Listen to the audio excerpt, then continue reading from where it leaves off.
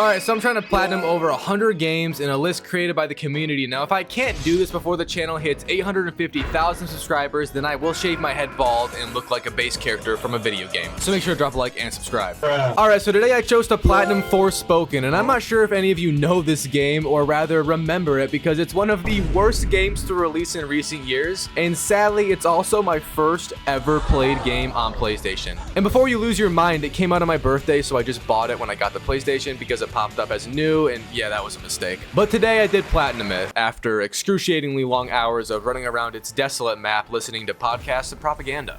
The game has a total of 54 trophies including the platinum, and it's rated at a 4 out of 10 of difficulty with 50 hours to completion if you're, you know, a normal gamer. But, you know, Its Ilusion's playing this game, so we did it much faster. That's what I'm saying. Stage 1 is to just beat the game, seeing as there is nothing missable, thank God. Usually with these duty poopy games, they have even worse trophy lists, but this game's isn't horrible, just a grind. And I'm not gonna lie, I did not really care about the Forspoken story or bother to sit through most of its cutscenes or dialogue because I've played a bit of it before, and I already had 4 trophies actually. Also, this game's story is horrible throughout, we know this, but it's just bad. The gameplay itself is debatedly fun because it's actually some very well made combat, and the spells all work and make sense somehow even though there's over 100 of them. So the main argument with this game, if you weren't aware, is that if you can make it past the completely dog water story direction and just focus on the combat, then you might actually have a good time. If not, you're gonna hate your life more than you already do. So let's try to just look at the trophies and keep that the main focus of this game. The first new one I got today was actually not from anything relating to the numerous story ones, but rather just from crafting one item at a crafting bench for the very first time.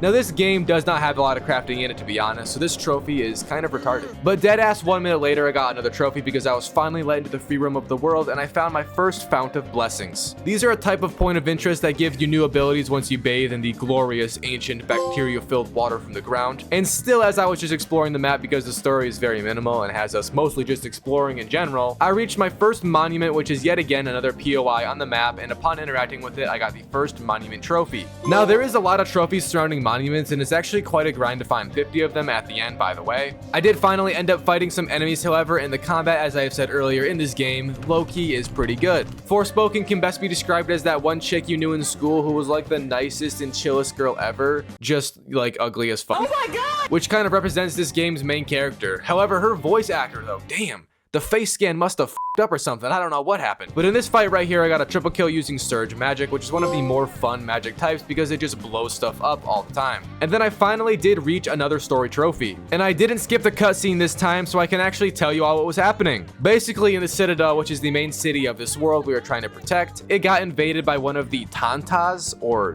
Taints.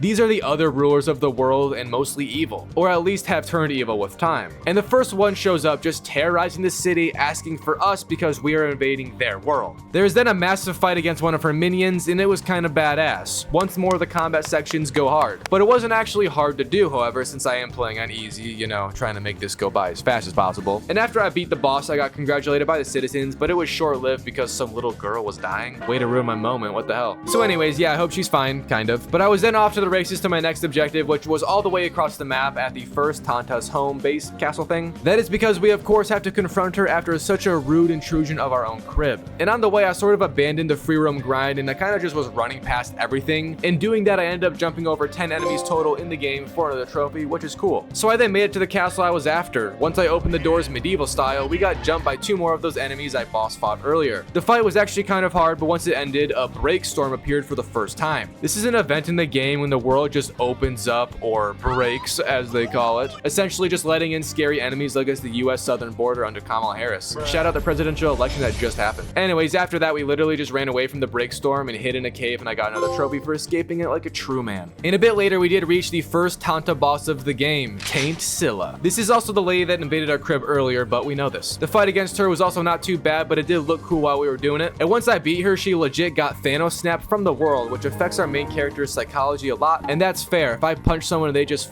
disappeared to hell, I would feel bad. But it was also a trophy, so I'm just kidding, that's awesome. We then had to head back to the Citadel, and upon arriving, we found out that Sally the Break is here also and completely ruining the entire town and a lot of its citizens. But like, bro, I can't control the weather. You're gonna have to ask the government to do that. Aside from the big scary storm though, something even worse was in the town. Sierra from Jedi Fallen Order and Jedi Survivor herself. I had recognized that ugly face anywhere. But I got a trophy also, by the way, which is why I'm yapping right now. Anyways, that section of the game then finished up and we were set up once more, just running to our next objective, which is the entirety of this game's story. Running to a place, fighting some taint boss as they call it, then running back. And on the way I performed 5 shimmies in a row. A shimmy is a special dance move down in the south. Oh, not that. Oh, never mind. A shimmy is when you press X while free running and get a burst of speed forward, so that's cool. Things that are not cool, however, are when we get captured and handcuffed in scary lighting by the next big boss enemy. Now that's not cool, but I did get a trophy from it. I then got to fight the evil lady, Taint Prov this time, and the fight was with tradition, very cool looking and easy, simple to do. After winning, the Taint boss then had a much more intuitive conversation with us unlike the previous op,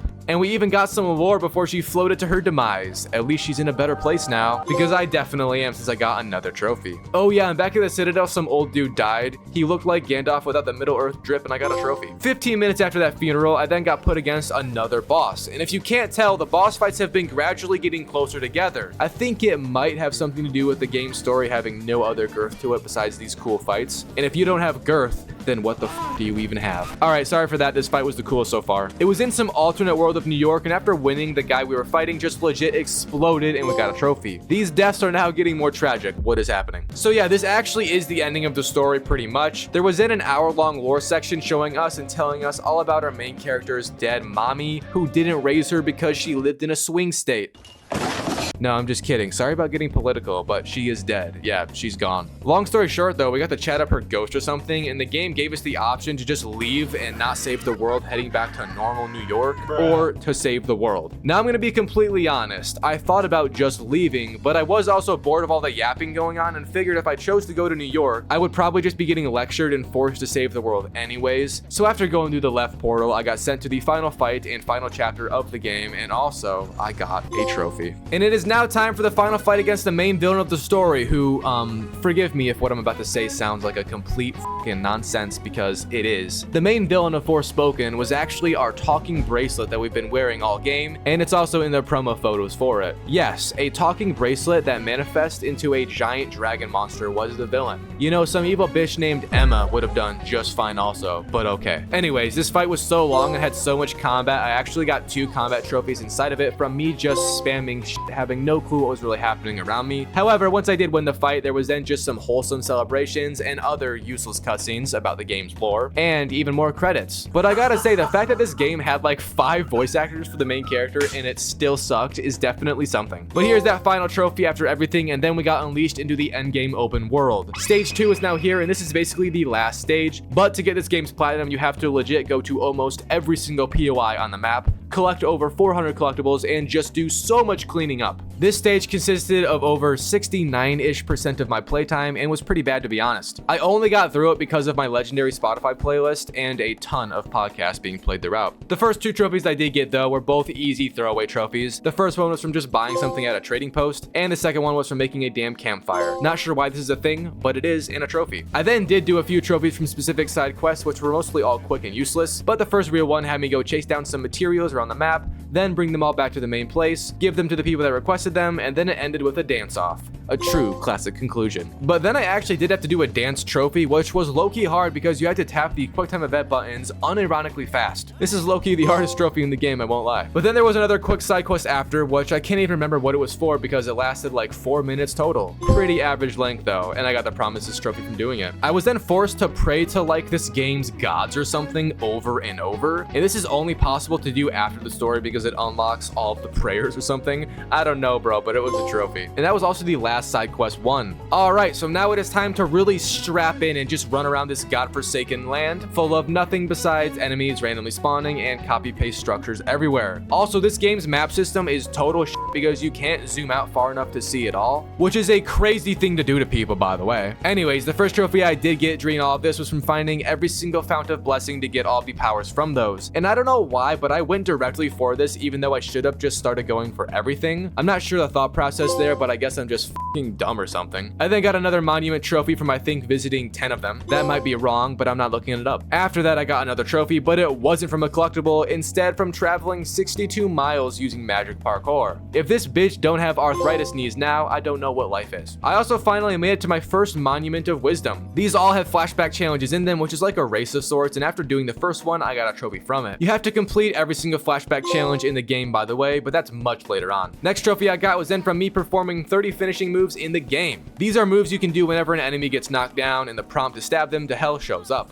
Kind of fun, I always love torture, so here's that. Anyways, a bit later, I finally found 10 points of interest. I know I've been calling everything a POI, but the game only classifies certain places as actual POIs. It's kind of weird because monuments don't count, and basically everything I've been doing don't, but it does make sense if you play the game, kind of. Anyways, on to more cool trophies. I managed to do my 10th precision counter finally. This game has a very weird way to parry, and it's super unclear. I give this trophy mostly up due to luck because I suck at parrying in games, but I did get it, so take that, parrying gods. And right after that, I also did my 50th POI in addition. We finally figured it out, some would say. I also did my 10th flashback challenge quite a few hours after for another very grindy trophy, and I actually found my 100th POI next. However, you know, many hours have passed. But that is the final POI trophy in the game, and I can now breathe at ease. Speaking of grindy trophies, I also found the 50th monument I needed to for that trophy as well, which is also the last of its kind. And the remaining trophies left I actually all got within a few hours of each other because I have done all of the super grindy stuff at this point, with the first trophy in this spiel of them being from the flashback challenges completed. And they're all pretty easy, by the way. Next trophy was gotten from finding all of the kitty cats around the map. Personally, I'm a dog person, but cats are still cool. They're still cool. I then got a combat trophy from using the invisible spell for 10 seconds while in combat, so I kind of just sat there and hoped it would work, which it did. And I finally got my final archive I needed for that archive trophy. This required me to get 80% of them in the game, and nearly every single one is either from a POI completion or an enemy getting killed. So this really isn't a hard thing to do, but it does require a lot from you, let's be honest. I mean, there was like 464 needed or something ridiculous. And right after that, I also fought the last of 4 major bosses in free roam that were scattered around. Overall, none of them were too hard to beat, but definitely harder than a traditional boss fight. And next, I finally purchased the last spell I needed to, which there was 2 trophies for this. And I'm not sure why the hell there was 2 identical trophies both for getting every spell, but it's Forspoken. What do we expect here? And while I was heading to more collectibles and stuff, I ended up jumping off a cliff and floating for apparently 10 seconds, which was another trophy. And I got that by complete accident. W game. About an hour after that, I had also finally gathered enough old coins, which is a very dumb valuable in the game gone from certain chests, but you can use 64 of them to buy a sewing machine. That can then be used to craft 2 specific gear items. Upon crafting them both, you get a trophy for that. And I also needed only those 2 to have every gear item in the game for another trophy. I then returned to the Citadel and talked to these kids, giving them some photos, which was a collectible I had been doing, and I got every single one done, which was yet again another trophy. All that remains now is a few miscellaneous trophies, and I guess you can say this is stage 3 to be honest, but the first one was from using some support spell 3 times in a fight. All you want to do is use it and then wait for it to recharge twice, and that's pretty much it for that trophy. The next one I got was then from binding an enemy and then catching it on fire. Kind of cruel, but it's a trophy. I had to do it. And my last trophy remaining is the quote-unquote hardest and grindiest of the game. But if you did what I had been doing this entire game, it's not bad at all. You have to upgrade every single spell, and to upgrade a spell in this game, you have to do a certain combat challenge with them. Some challenges are very hard and require specific enemies, situations, and even areas of the game to do this. But I have been simultaneously doing these challenges throughout basically the entire cleanup section of this game's platinum, so I had every single one done aside from like 6 at the end, and I just quickly grinded them all out in a flashback challenge I found to be good for any spell. Getting that last one done and upgraded right here for the trophy, and then the platinum trophy pop. So that was the Forspoken platinum trophy experience. Overall, the game is dog shit.